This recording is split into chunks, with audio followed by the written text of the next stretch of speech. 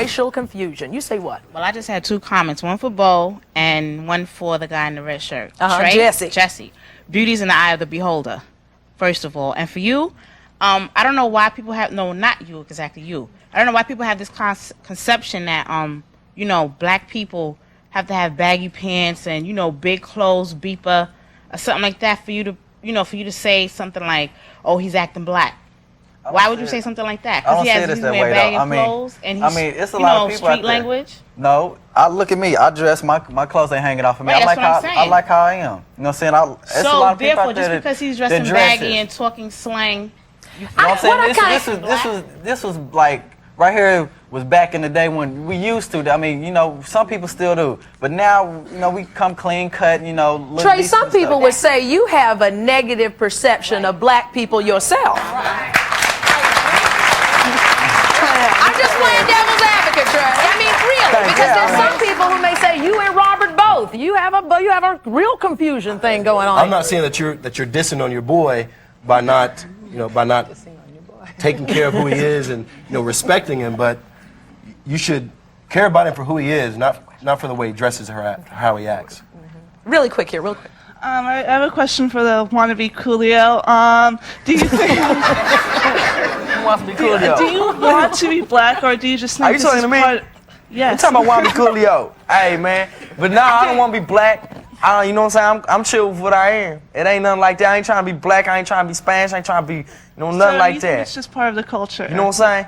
I mean, you come to my neighborhood, everybody like, you know. So it's your environment that makes you that way. It's what? It's your environment that makes you that way. Say that. Well, one of the things we're finding, thank you, dude. One of the things that we're finding, even in the Ebonics, that it's the Asian kids speaking Ebonics, Latino kids, Jewish kids. It's something in the culture that goes through. It's not an ethnic thing, and maybe it's just part of the kid culture, or the culture that you're in. Well, speaking of people who have been dealing with culture, I want y'all to meet Lawrence Otis Graham.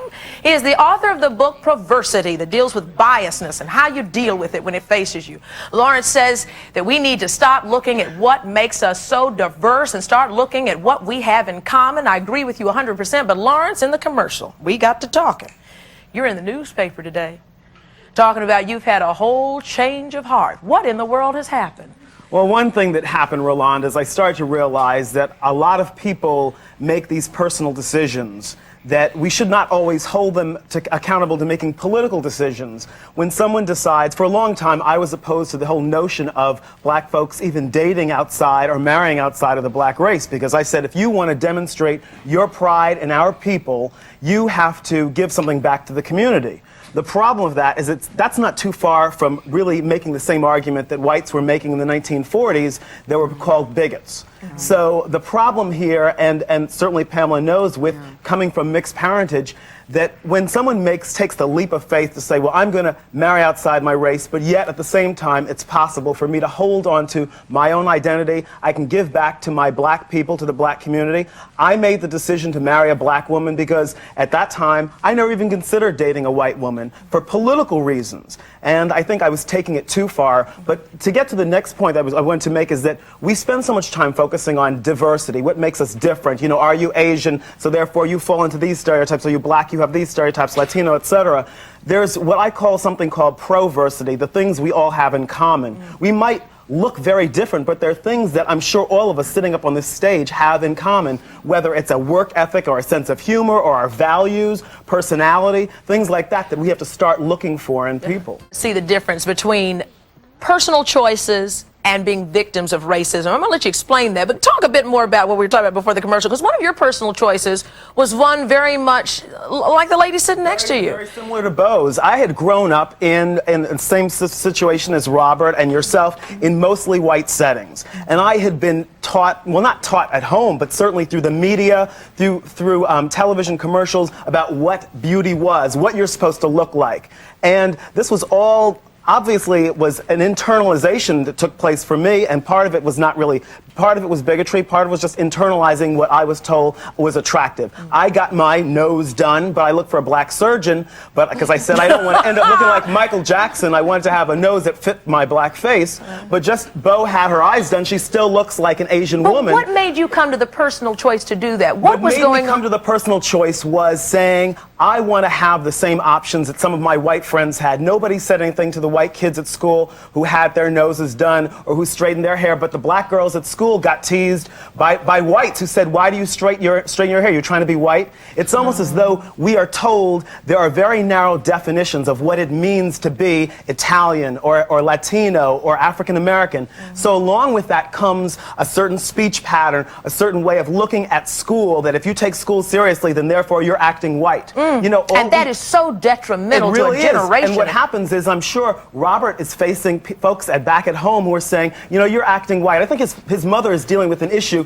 more than just a race issue. It's also a family issue. But isn't the personal choice that, for instance, that you and Bo made, or even some of the personal choices that Jesse and Robert are making as well, isn't that also being a victim of racism in a lot of ways? It certainly is, because we have been affected by the people who have said, you can't do this. So we run away from that, and sometimes we intentionally do the very thing that we're told you shouldn't do it because your people aren't known for doing this. Christine, in your magazine, Viet Now, you are always trying to promote Asian beauty. There must be a reason that a magazine like that is needed, and it must say something about our society. It does. You don't know how many people write and tell me how grateful they are to have the magazine, because it's saying now that I can look beautiful with my slanted eyes. What's wrong with my eyes? It's beautiful. I stand out.